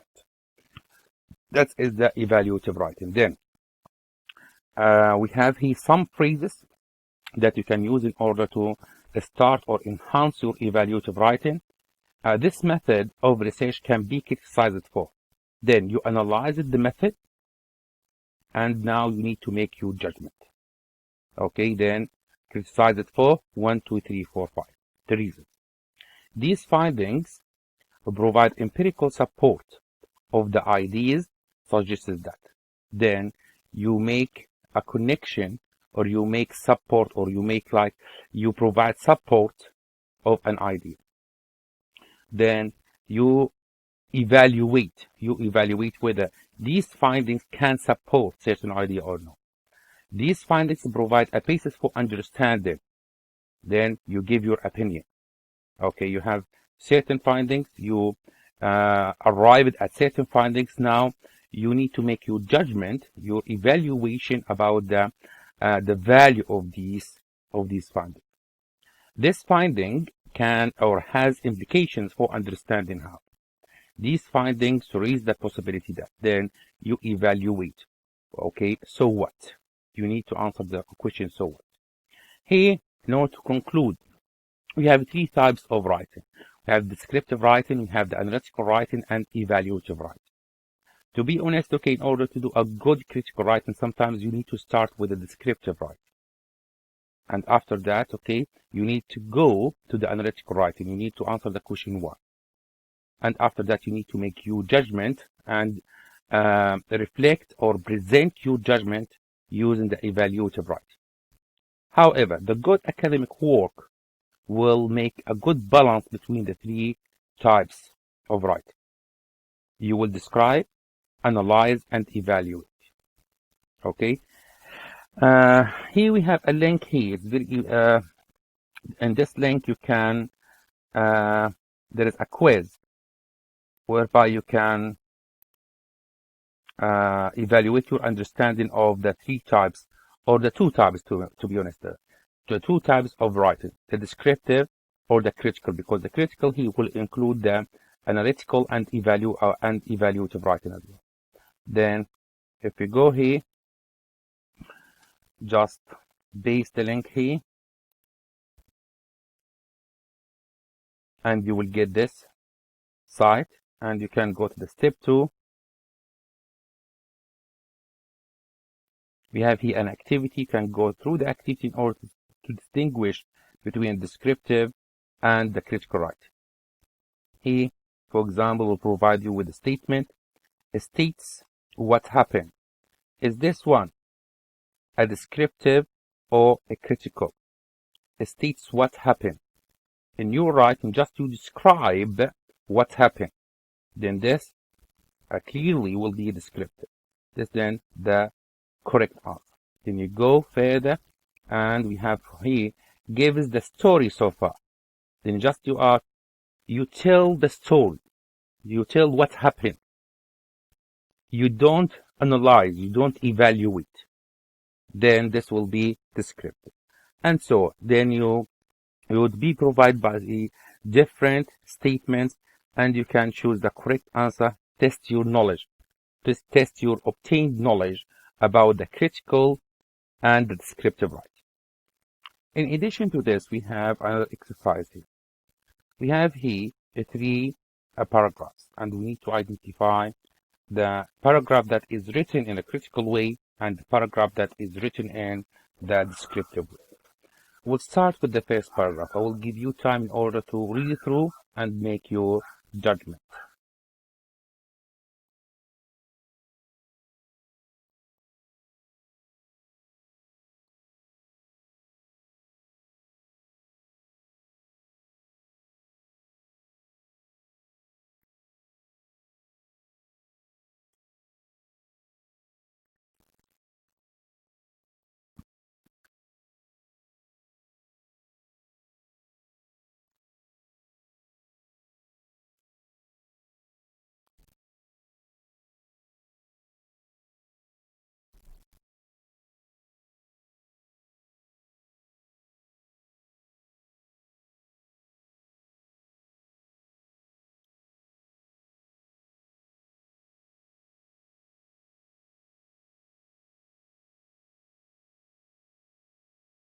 As you can read here, in the popular media, both in the UK and worldwide, a variety of claims about the cause of childhood obesity can be found. For example, blaming childhood obesity on parents' neglect, lack of children's exercise, and ineffective government intervention. To this end, the paragraph just provides descriptive or description. Describe the situation. Okay, describe the findings of other studies. However, what we can read here, many of these claims appear to be emotive and simplistic. Then the author here provides judgment, his opinion. We can say that this sentence represents evaluative system. Okay, however, and careful scrutiny is required. Then, okay, many of these claims appear to be emotive and simplist. Okay, so what? So what is the answer of the question, so what, will be this paragraph. However, and careful scrutiny is required to assess the validity of these. A broad research is therefore required in order to gain more balanced and evidence-based perspectives on the cause of the childhood obesity. Then here, the author provides an evaluative and the answer of the question, so what? Here, the author identifies the gap in the literature, identifies the need for further study. Okay, then this part will represent a critical writing part. And the author then proceeds to say that we have this study provides a useful summary of the causes or of the cause of the childhood obesity, suggesting that the majority of the children who become obese do so as a result of inappropriate diet and lack of physical exercise. This part represents a descriptive part, descriptive writing, describing the findings of others. Interestingly, we have another study suggests that marketing by food companies may be a factor in causing the rise of children obesity, and this represents a descriptive writing. However, what follows?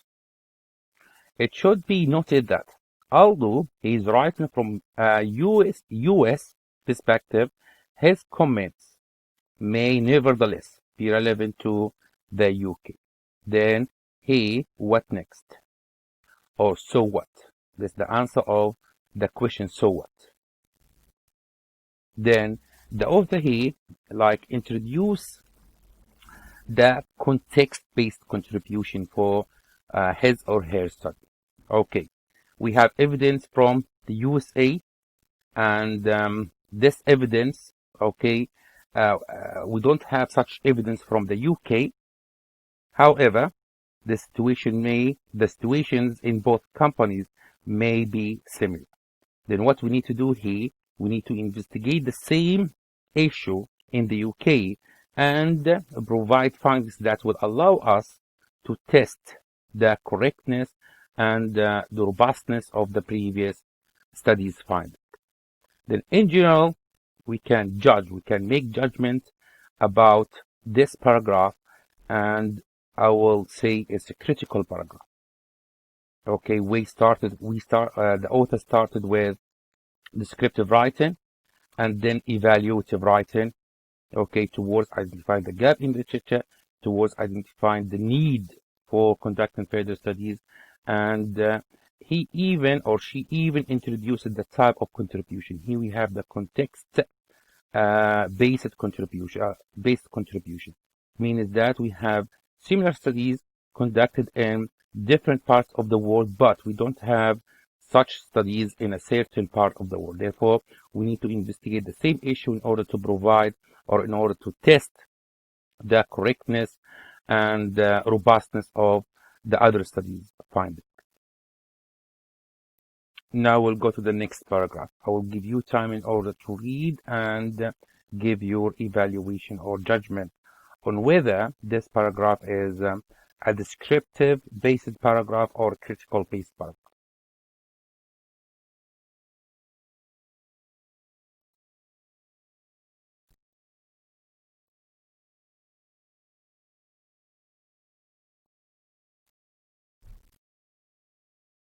So what we can read here, Wallace Baraho, ETL 2000, argue that evidence-based practice is some way of being a reality in learning disability nursing.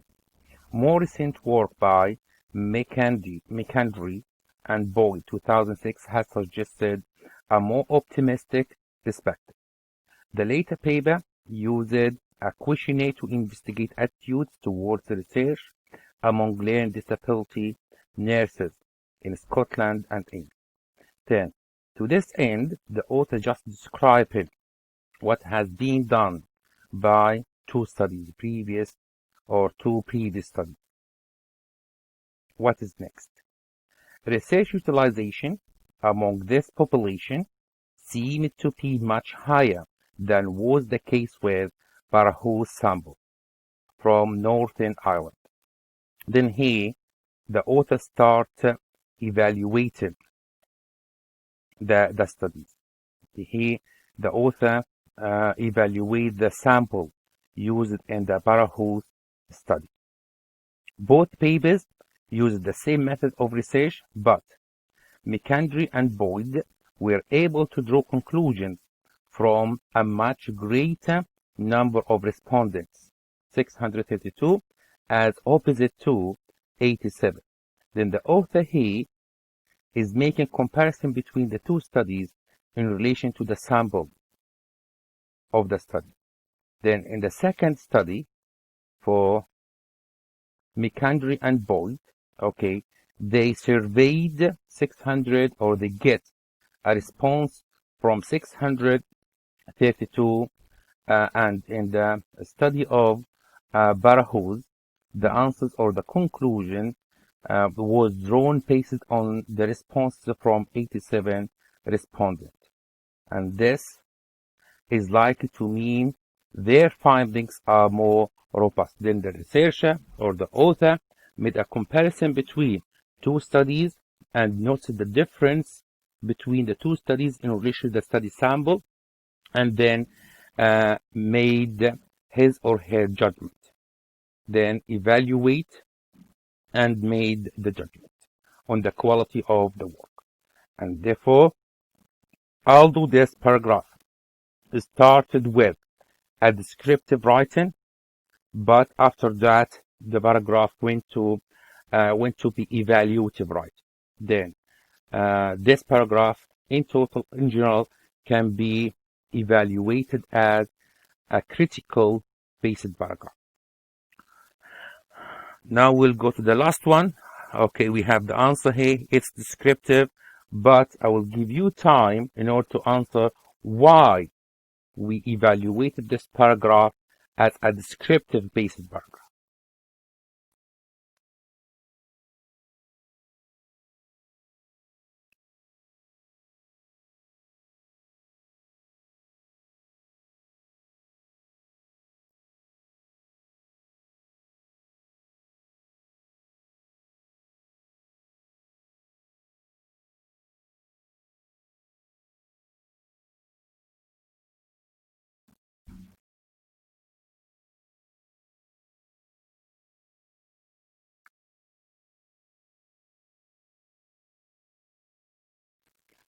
Okay, what we can read here.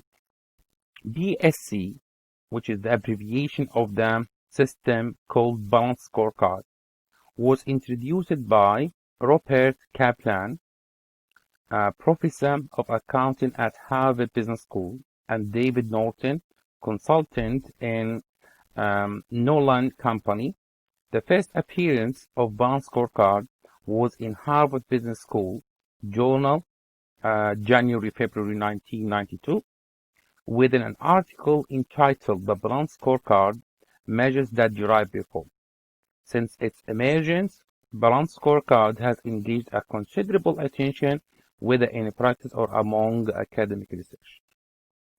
Then, the author in this paragraph just provide descriptive information, descriptive or background information about certain system, which is called Balanced Scorecard.